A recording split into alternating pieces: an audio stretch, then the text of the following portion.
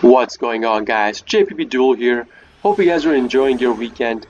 And for today's matchup, we have an Adventure Pranks versus a Subterror Guru Control with me as the prankster going first. Now, yes, this is another replay for my Duelist Cup, but this game is a little bit special because this is the game that would allow me to hit the max rank for the Duelist Cup, basically my promo match. And it's again a funny sort of gameplay replay because of the way the game ends, which you guys will see towards the end of the video. Now, Subterror, if you guys don't know how they work, it's a flip-based archetype and it revolves around getting the guru on the field and setting up multiple floodgates in the back row or control cards or counter traps that make your opponent's life a living hell. It is a back row setup deck, so if you are ever playing against the Subterror deck, always try to have the link for the roaster on the field. Now this is another example why roaster is a great addition to your extra deck over some other cards. Although roaster comes into play less frequently nowadays because you don't see that many back row set decks anymore, but it still comes in handy every now and then. And I keep roaster in my extra deck specifically for games like these when the game tells you, you know what, you're in your promo match, I will match you up with the back row set deck because you're playing prank kids. So it comes in handy so many times. It gets your opponent extremely badly if they are playing a back row set deck.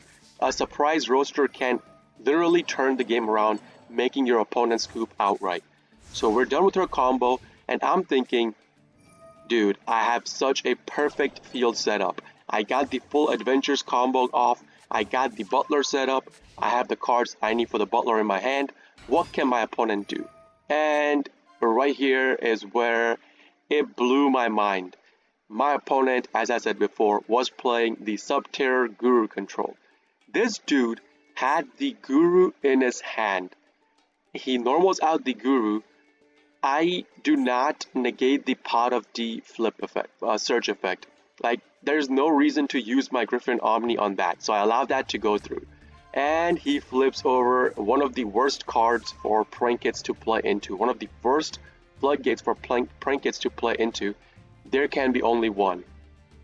Now, this card says that each player can only control one type of each monster. So, this is going to be really bad for us. So he searches for that. So now I have to start thinking for my next turn. I have to save the Griffin Omni for that there can be only one.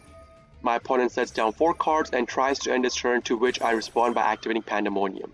He activates the Fiendus to negate my Pandemonium, so I obviously have to call by the Graveit to negate the Fiendus, negating my Pandemonium. We negate that, and with this Pandemonium, I will not be going into Butler. No sir. Against back row set decks, you always, when I say always, like 95% of the times, you want to go into Weather Washer. And even going into Weather Washer will still allow you to get 2 dropsies on the field, meaning you could still go into your Totally Awesome. So that the cards you need to go into the Weather Washer are your Fansies plus your Lamsies. If you use your green and red cards, that means you can put 2 blue cards on the field through their graveyard activation. That means I could still go into Totally Awesome on my next turn. And as always, Weather Washer's effect is that during battle phase, if you attack with Prank Kids monsters, your opponent cannot activate their back row set. So no cards in the back row set can be activated during battle phase if you attack with Prank Kids monster, and as long as you have Weather Washer on the field and it's not negated. So again, a really good card for back row set decks. That is exactly what I do, and he activates the Guru's effect to make my Omni go face down. That means I cannot activate the Omni on my opponent's turn when he flips over the floodgates. The floodgates specifically I was concerned about was there can be only one, which I saw him search and added to his hand. So on my draw phase, draw into an Enchantress. He flips over both there can be only one and goes a match. These cards kill prank kids outright, okay?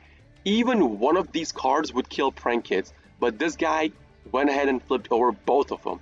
So I'm thinking, what can I do to push past this? Now there can be only one is less of a floodgate for prank kids versus goes a match. So we have to go activate Draco back and bounce the goes a match. And then flip over the Griffin Rider. That way the Griffin Rider is not just outright sent to the graveyard. That means we could have an Omni on the field that way. I was trying to go into Totally Awesome, but as you guys know, he flipped over goes in, plus there can be only one. So I selected Earth to keep the token on the field, that way I could bounce using Draco back and sent all my water monsters to the graveyard. Basically no Totally Awesome, so I was relying on my Griffin negate to negate something else. When I flip summon the Griffin Rider, he activates the Solemn Judgment to deny the summon itself. At this point, my Griffin is technically not considered summoned on the field. I'm flip summoning it. It's still not on the field. So you cannot activate this Omni to negate the Solemn Judgment because it is not on the field yet. It's technically not considered on the field. So that's the reason why Solemn Judgment works. It denies the summon itself. That means my another Omni is gone. Now I use my Thunder Egg Infusion to hopefully go into Butler to try to pop his cards afterwards that way. And what do you know? This guy had Vanity's Emptiness set on the field. Like, bro, can it get any worse for us? But still, I'm okay with this. I could have maybe pushed past this, so let's see how I do it. We activate the Enchantress, search for a right. I was thinking maybe, maybe it'll come in handy for my next turn. Then I go into battle phase instantly and kill off his Guru. Now, Guru has a effect when it's flipped face up, is that you can search for a card. So the card he adds to his hand is a Fiendus with the Subterror Guru search. The reason why I went into battle phase to kill off the Guru, even though I know it has a flip effect, is because I wanted the Vanity's Emptiness to be gone from the field. This is the card that was stopping me from going into my combo. If I set up my combo, I know with this hand I currently have, I can out my opponent's board completely. Hell, I could make my opponent surrender this turn itself because my opponent is playing a Backrow set deck. And I could easily go into roster with the cards I currently have. So let's see how it goes. We get rid of the Guru, that means the Vanities pops itself since it saw a card getting sent from the field to the graveyard. Attack into my opponent with my Dropsies for 1k, go into main phase 2, start going into our combo. Now I only need the Doodle-Doo plus another Prank Kids card on the field. Now mind you, I do not have my normal summon. I already used up my normal summon on my Dropsies. That means I have to activate my Prank Kids Pranks to get a Prank Kids token on the field. That way I have 4 materials to go into my roster. And now, since this guy is playing a Backrow set deck, that means as long as my roster stays on the field, any card he puts in his back row is gone on my opponent's turn. I would basically have 2 Harpies Feather Duster. This is why I'm telling you, keep this card in your extra deck. You never know when it might come in handy. You never know when you might have to go into it to win a game. And this was a crucial game for me to win. Then we get the Roxy's activation. I banish one. I even draw into Harpies. So I basically had 3 Harpies Feather Duster. And seeing this, my opponent just outright scoops.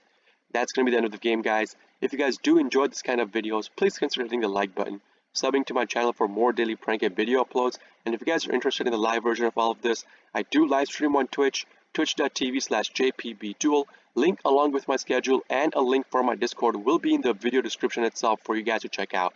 This is JPBDuel signing out for today. I'll see you all in the next video. Peace!